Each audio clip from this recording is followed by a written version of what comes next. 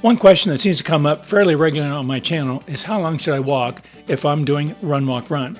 Well, I actually have two guidelines on that. The first is walk at least 15 seconds. Hi, I'm Ralph, the Ageless Runner.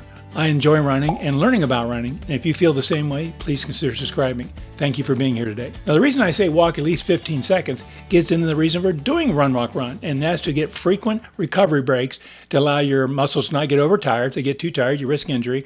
Allow your body to clear some lactic acid, allow your heart rate to come down if it's running a little higher than what you want. So there's lots of benefits to getting those small recovery breaks. But if you walk less than 50 seconds, you may not get enough recovery. You may as well just be running full time.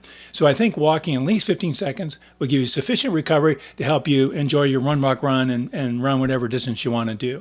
Now, my second guideline is on the other extreme, and that is walk no longer than 30 seconds. And again, it's the opposite reason for walking too short. If you walk too long, you get too much recovery, meaning your muscles stiffen up, your joints stiffen up.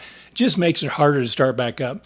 In fact, Jeff Galloway, the guy who developed Run, Walk, Run, says there's very little benefit walking more than 30 seconds. So 15 to 30 seconds is a good guideline for you to use. Now, like all guidelines, there's always exceptions. For example, maybe you run up a hill and it really was tiring. You may want to walk longer than 30 seconds, and that's fine. There's nothing wrong with that. You need to do what's best for you. I find in the summertime, when it's really hot and humid, it takes a little longer for my heart rate to come down because I often run by heart rate. I just need a little extra time. Again, nothing wrong with that. Do what's best for you. But for lack of some other extenuating circumstance, shoot for 15 to 30 seconds for your walk time.